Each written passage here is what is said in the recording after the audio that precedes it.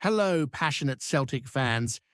Welcome back to Celtic Central, your hub for all things boys. Today we've got a lot to unpack, and it's not going to be an easy conversation, but it's one that needs to be had. First things first, a massive thank you to all the new subscribers who've joined the community. Every single one of you matters, and your support keeps this channel alive and buzzing. Now, let's get straight into the football because, well, it hasn't exactly been a shining fortnight for the Hoops, has it? Another home defeat has left us scratching our heads, wondering what exactly is going on with this team. Losing 3-0 to Roma on home soil is a tough pill to swallow, and if you were watching that match, I don't need to tell you that it was frustrating from start to finish. The performance raised plenty of eyebrows, and it's not just about the manager, Wilfried Nancy, though some people have been quick to judge him. There's a narrative out there that because he's French, because he's coached in Major League Soccer, he might not understand Celtic. There's a level of snobbery in that for sure, and I think some supporters almost want him to fail so they can say, "See, we told you." But let's be real, a lot of the blame sits with the people running the club. If the structure had been right, if transfers and planning had been handled properly, we wouldn't be in this mess. That said, tonight, my frustration wasn't aimed at the board, it was aimed squarely at the players. Watching them on the pitch, it felt like they let themselves down in almost every department. The lack of quality on the ball was glaring. Players who have given us brilliant moments in the past were almost unrecognizable, almost as if confidence had deserted them overnight, or maybe a sense of complacency had crept in. There were times, especially in the first half, where it looked like some lads simply weren't willing to put in the work required at this level. Strength on the ball, holding off opponents, running into space, creating options for teammates. These basics were being neglected. And this is under a new manager in only the second game. Usually there's a spark, a bounce, a fresh energy, but here it felt like the opposite. Even looking at the stats confirms what your eyes could already see. In key areas like duels, both on the ground and in the air, Celtic were badly beaten. Duels around the pitch was consistently being lost. Roma were taking the ball off our players far too easily, passes were heavy, control was sloppy, and turnovers were gifting the opposition space to operate in our final third. It wasn't just about conceding goals, it was the way we were gifting Roma chances and letting them control the tempo of the game. And for defenders, that's incredibly frustrating when your teammates aren't supporting the play, leaving you exposed. You're left stranded on the ball and wondering where to go next. Wilfried Nancy's remarks after the match about the team being soft were telling. He mentioned that sometimes more physicality and better body positioning were needed, that players could have handled pressure more efficiently, and that's on the players because systems, tactics, and instructions only work if the lads on the pitch commit fully. We saw glimpses of better play in the second half when substitutions brought energy. Bernardo and Iheanacho in particular showed what can be done with effort and commitment. Bernardo was running through midfield, winning duels, distributing the ball, and forcing the Roma defense to react. Iheanacho was eager, pressing, applying pressure to the goalkeeper, and creating turnovers. These are the sort of actions that win games. Contrast that with the first half, and the difference is stark. Players like Benjamin Negron and Sebastian Tanetti, both summer signings, were passive, easily brushed off the ball, leaving gaps and making it far too easy for Roma to dominate. Diane Maida also struggled to impact the game, often losing the ball in crucial areas and failing to make himself available for passes. It's exhausting for fans watching, and even more concerning for a manager trying to build cohesion and fight into a squad that clearly isn't giving everything. The issue isn't entirely tactical. It's about mindset and application. Some players have coasted for too long, relying on talent or early impressions rather than consistently giving their all.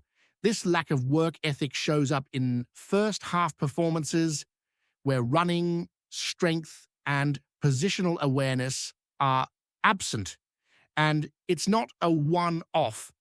This has been a recurring problem throughout the season, leaving Wilfried Nancy with the tough task of re-energizing a squad that has become stale. We also have to consider injuries and squad depth, which complicates matters with some key players returning from injury or unavailable due to other commitments. There's pressure on those who remain to step up. The new manager needs to find a way to instill accountability, set standards, and make some tough decisions about who is genuinely up for the fight and who isn't. Players who aren't prepared to put in the work may find themselves out of the starting 11 or even out of the squad entirely. It's a challenging period, and while the board's past decisions have contributed to this mess, tonight's performance puts the onus on the players. They need to show fight, resilience, and commitment every time they step onto the pitch. Only with consistent effort, coupled with some smart moves in the transfer window and players returning from injury, can Celtic hope to find their footing again. Watching flashes of quality from Bernardo Iannato and even parts of Hitate's second-half play, you can see the potential, but potential alone doesn't win games. Commitment does, and that's the message that has to be hammered home in the coming weeks as the team prepares for the Cup final and the challenges of the league. Now, moving into the next phase of this season, it's clear there's no quick fix. The squad needs a serious overhaul, and it's going to take time, patience, and a lot of hard work to get Celtic back to the standard that fans expect. And this doesn't just fall on the shoulder of the manager, Wilfried Nancy, though he has a big job ahead of him. There are fundamental issues with the squad, issues that have been building up for months, if not years. Some of the players simply aren't performing at the level required to compete for titles, and it's frustrating to watch. We've seen glimpses of quality in the past, but it feels like too many players are underperforming or just not up to the task. In terms of performance, you can't help but feel the lack of real leadership on the pitch. Where is that player who steps up when the team is struggling? Who grabs the game by the scruff of the neck and drags the rest of the squad with them? Right now, it's not there, and that's another worrying sign.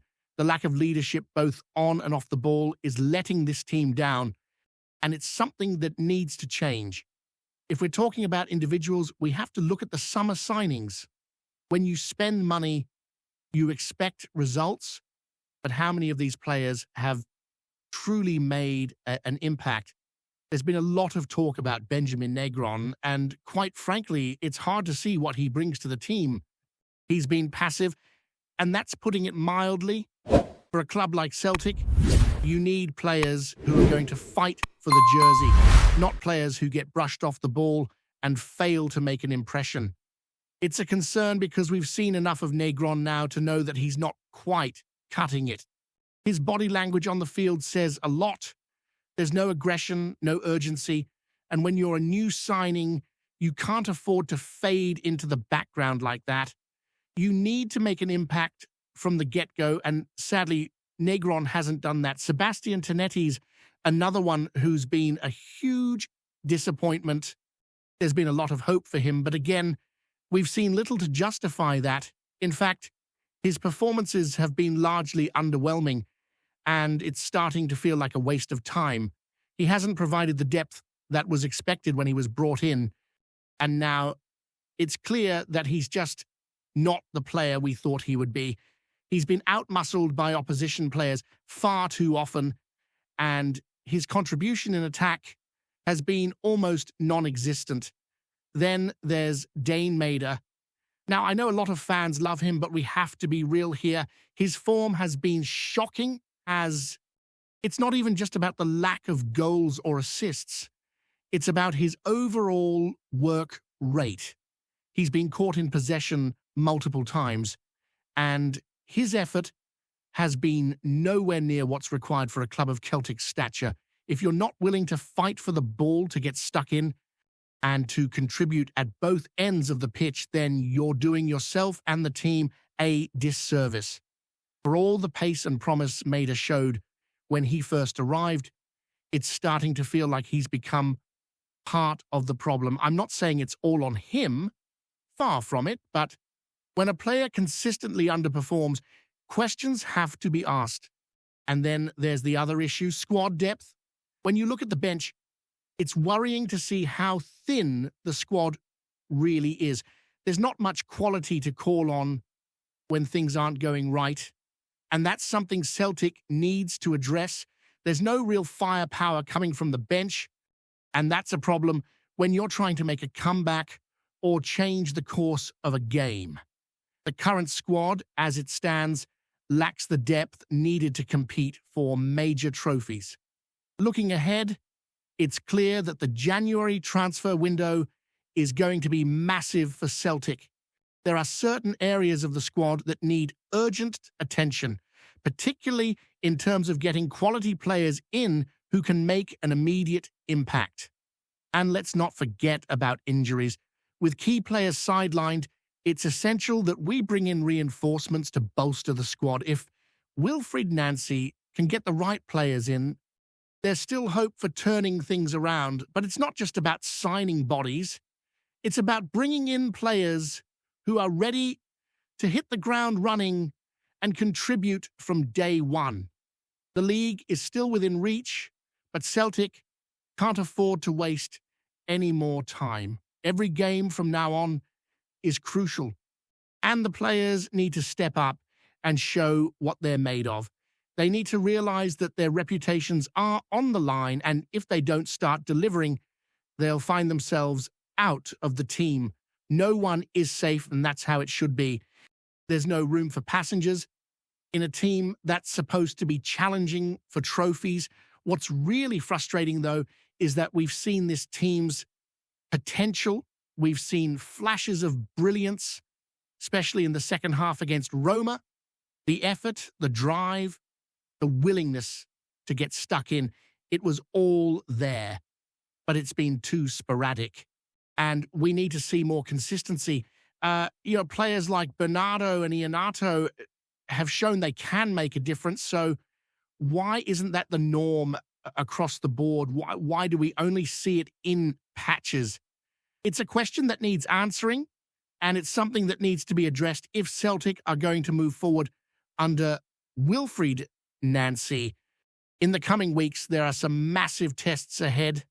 The cup final is looming, and there's no hiding from the pressure, but if the players can get their act together, if they can find that spark, then there's still a chance for this season to turn around. But it's going to take effort, hard work, and a serious commitment to getting back to basics.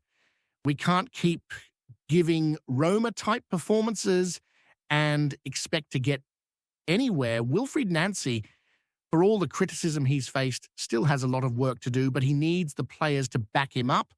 He can only do so much from the sidelines. At the end of the day, it's the players who have to perform on the pitch.